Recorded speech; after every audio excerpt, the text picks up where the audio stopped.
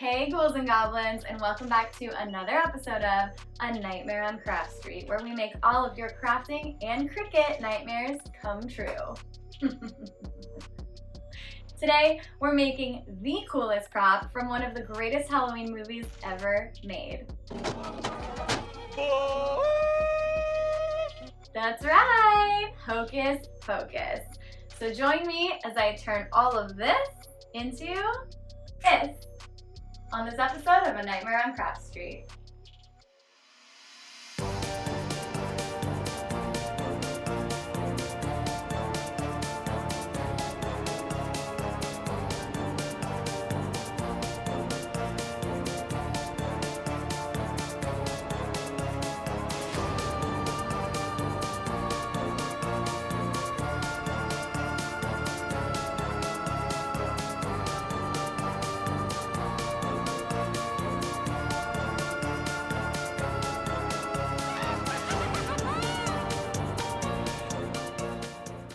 Alright, the first thing we're going to do is take our book box. It's a book and a box. Got it at Joann's for about 50% off. Very inexpensive. And we're going to cut a hole in it right where the eyeball is going to go.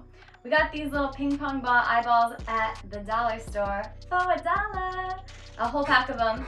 And we're going to trace this eyeball onto the cover of this book and then cut the hole for the eye.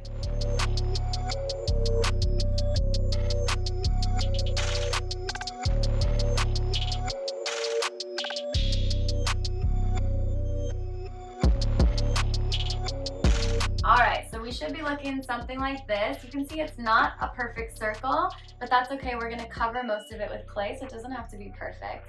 Also, it's a little bit of trial and error when you're cutting the hole, so it's good to start small and then work your way out, because you can always cut more, but you can't cut less. But this is great, and we're going to go ahead and glue it into place. Alright, so this is a really cost-effective way to do the eyeball, and it looks fantastic. We did our eyeball a little bit differently, but we want to surprise you with that at the end. But no matter how you choose to do the eyeball, all of the next steps are exactly the same. Alright, so now that our eyeball is in place, the next really big step is to use our air dry clay to make the cover of this book box look just like the book from the movie. But I think it's really helpful if you draw yourself a guide on the cover before you put the clay on, so you know where the clay is going to go. And I'm using a reference photo just so that I know what I want the book to look like.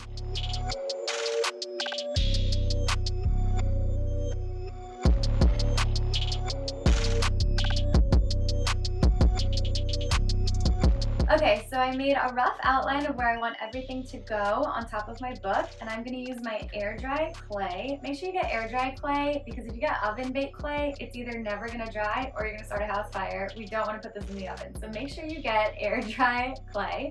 And we're going to use that to create the skin on the cover of the book. And I'm also going to do the two snakes, the eye buckle, and the binding of the book separately, and then attach them later. In the movie Hocus Pocus, the legend is that the book is made out of human skin. So what I'm doing here is I'm laying down my air dry clay on top of my book, and I'm really trying to give it a skin-like texture. I'm doing sort of one piece of skin at a time, and then I'm using my back of a paintbrush to sort of sharpen the edges of each piece of skin, which is so gross, but also very cool. And where those edges meet is where I'll later sew them together. So I want them to be raised a little bit. And so that's what I'm doing with the clay. The edges of the clay are a little bit thicker and the middle is a little bit thinner. And I also recommend, if you're like me and you like to take your time when you're doing your crafts, definitely cover the air dry clay that you're not using, because it did start to dry out after a while, and this took a lot longer than expected, but it was a lot of fun. So now I'm just poking holes in the clay where I'm going to sew it up later. It's really important to poke these holes with something that's a lot thicker than the needle you use to later sew it up, so keep that in mind. And now I'm just rolling out my snakes for the corners of my book. The knot was a little bit intricate, so it took a few tries, but I think it turned out pretty great. And then I'm also doing the spine of my book. So that's just a really long rectangle and then a larger snake sort of zigzagged on top of it. And then the very last part is going to be the latch that goes over the eye. So I did measure it a few times over the eye before I laid it down. And now I'm just covering the rest of the book with my clay. Don't forget to add the fingers to the binding of the book. I think there were 5 of them in the movie, so make sure you get those on. Now that our clay is dry, we have our clay on our book, we have our fingers on the spine of the book, and our embellishments over here. The next step is just to paint this guy. So we want to go for kind of a leathery look on the book, and then our embellishments are sort of a metal, like silvery type color. There's really no way to do this wrong, so go crazy.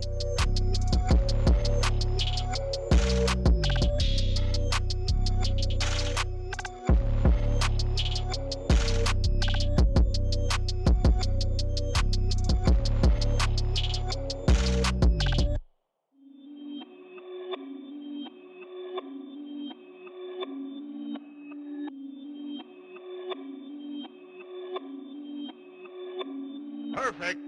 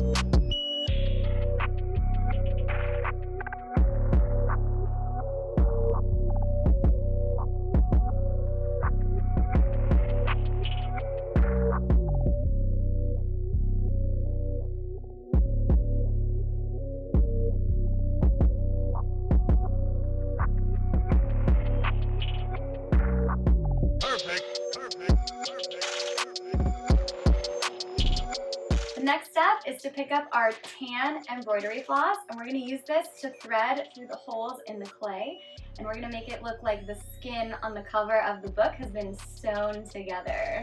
Gross. I'm also going to use the pliers to help me get the needle through the holes. It's a little bit tight, but whatever you can use to help make it a little bit easier on yourself is great.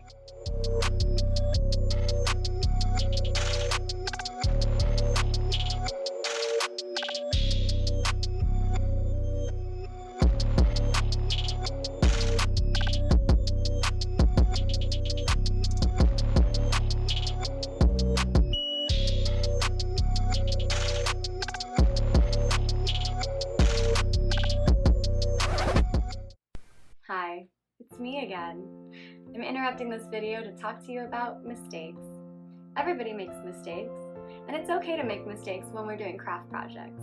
In fact, sometimes our mistakes even help our projects look better, and other times our mistakes are something we can learn from. So I'd like to invite you at this time to learn from some of my mistakes.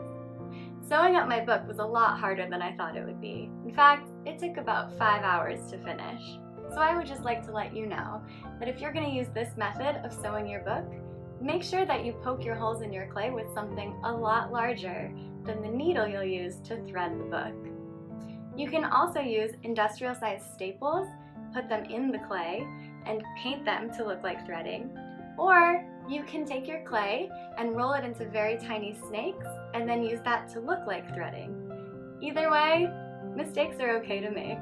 Now back to your video.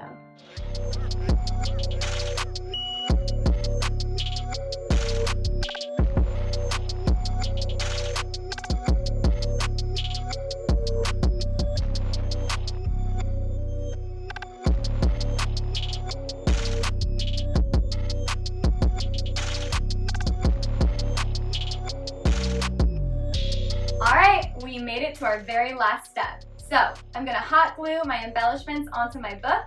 My 2 snakes are going to go in my 2 corners. The longer snake is going to go on my spine, and the latch will go over the eye. So I'm not going to do that on camera because it's time for the big reveal.